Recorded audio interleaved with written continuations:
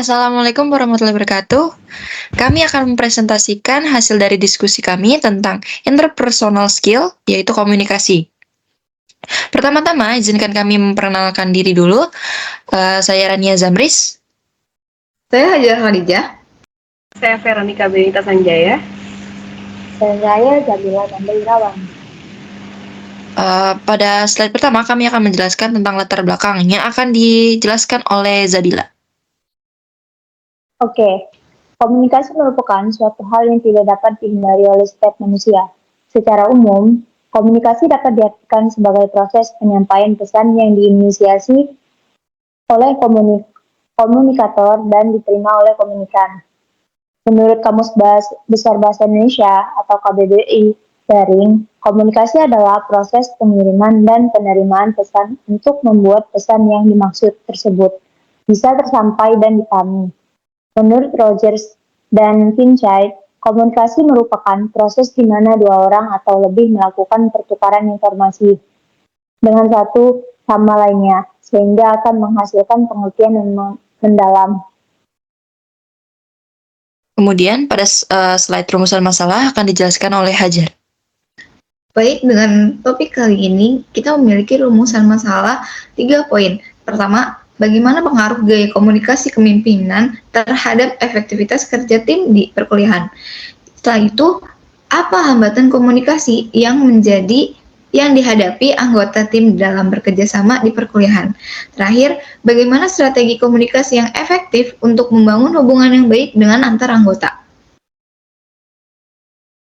Setelah itu tujuannya menganalisis pengaruh gaya komunikasi kepemimpinan yang berbeda terhadap aktivitas kerja tim dalam perkuliahan.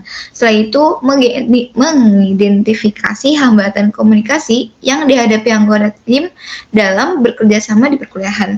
Setelah itu meningkatkan kualitas komunikasi yang efektif untuk membangun hubungan interpersonal antar anggota tim untuk mencapai tujuan bersama. Kemudian pada slide manfaat akan dijelaskan oleh Zabila.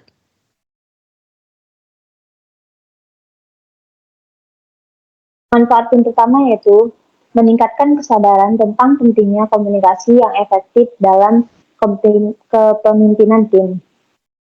Hal ini dapat mendorong para pemimpin untuk meningkatkan keterampilan komunikasi mereka. Kedua, membantu tim untuk mengidentifikasi dan mengatasi masalah komunikasi yang dapat menghambat kinerja mereka. Hal ini dapat membantu tim untuk bekerja sama lebih efektif dan mencapai tujuan mereka dengan lebih mudah. Ketiga, meningkatkan kerjasama dan kolaborasi antar anggota tim. Hal ini dapat membantu tim untuk mencapai tujuan mereka dengan lebih mudah.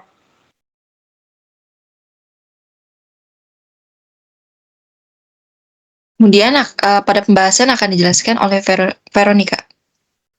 Sekarang kita akan masuk ke dalam pembahasan apa sih itu komunikasi.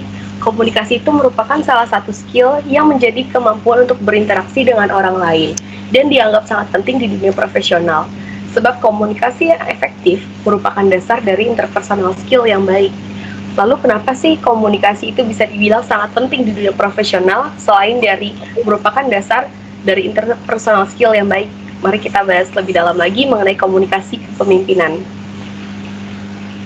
Nah, komunikasi kepemimpinan itu merupakan kemampuan mempengaruhi orang lain yang untuk melakukan perbuatan ke arah tercapai tujuan yang dikehendaki.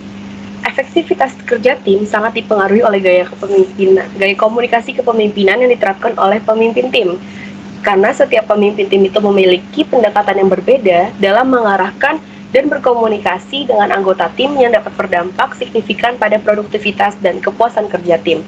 Sekarang kita akan membahas mengenai gaya-gaya komunikasi kepemimpinan yang ada. Ya, bisa di next slide. Nah, terdapat beberapa gaya komunikasi yang dapat diadopsi oleh pemimpin tim. Yang pertama ada initiating struktur, di mana pemimpin yang berfokus pada struktur dan tugas akan mendefinisikan peran yang jelas, menetapkan standar kinerja yang pasti, dan memastikan target kerja yang tercapai. Gaya ini sangat cocok untuk memastikan tugas-tugas terstruktur dengan baik dan anggota tim dapat memahami ekspektasi dan tanggung jawab mereka. Lalu yang kedua ada consideration, di mana pemimpin yang mengutamakan hubungan interpersonal membantu anggota tim menyelesaikan masalah pribadi, ramah, dan adil. Gaya ini dapat menciptakan lingkungan kerja yang mendukung, meningkatkan kepercayaan, dan menghargai gagasan anggota tim, yang pada akhirnya meningkatkan kepuasan dan produktivitas. Lalu yang ketiga ada employee-oriented leader, di mana pemimpin yang peduli pada kebutuhan pribadi anggota tim dan menerima perbedaan individu akan menciptakan lingkungan yang lebih inklusif dan mendukung.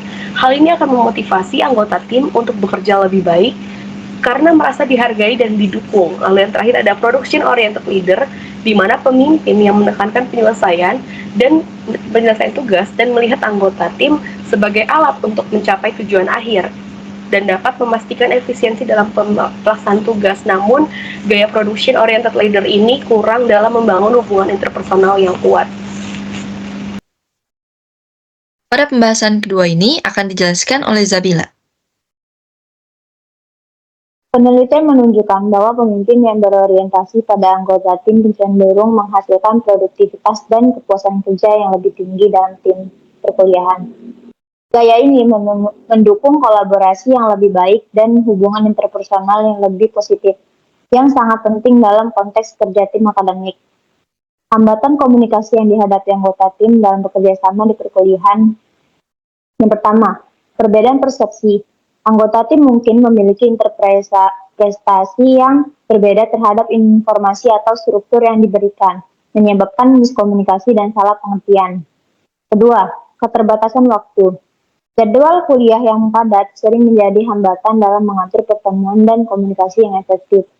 Ketiga, kurangnya keterbukaan.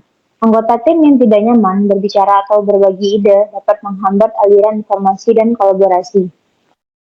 Dan yang terakhir, perbedaan latar belakang dan budaya. Anggota tim dari latar belakang budaya yang berbeda mungkin memiliki gaya komunikasi yang berbeda, yang dapat menyebabkan kebingungan atau kesalahpahaman. Kemudian, pada pembahasan ketiga akan dijelaskan oleh Hajar.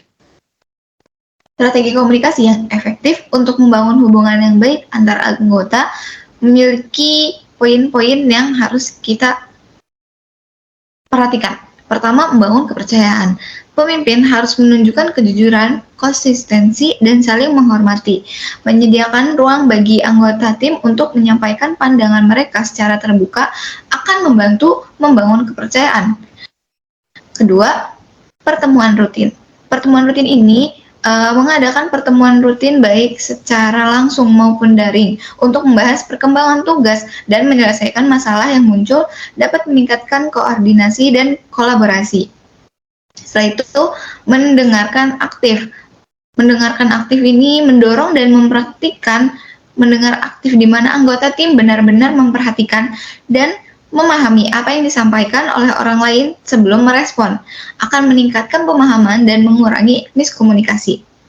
Setelah itu, penggunaan teknologi. Di poin ini kita dapat memanfaatkan alat komunikasi seperti grup chat, email, dan platform kolaborasi online untuk memfasilitasi komunikasi yang cepat dan efisien.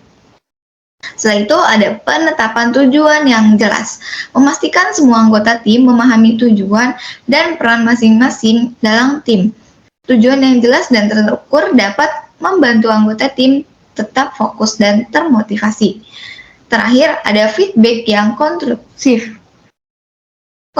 Nah, di sini memberikan umpan balik yang spesifik, positif, dan dapat membantu anggota tim memperbaiki kerja dan memperbaiki kinerja dan merasa dihargai atas kontribusinya. Selanjutnya ada kesimpulan yang akan dijelaskan oleh Veronica.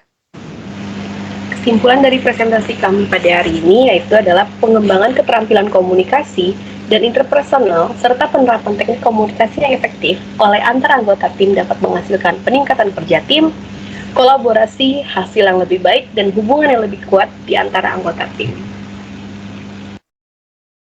Ada pula saran yang dapat kami peroleh yaitu pertama, kembangkanlah kemampuan mendengarkan aktif untuk memahami orang lain dengan baik. Yang kedua, tingkatkan rasa percaya diri dan kemampuan untuk bekerja sama dengan orang lain. Dan poin 3, memberikan umpan balik yang konstruktif dan positif untuk membantu anggota tim lainnya berkembang.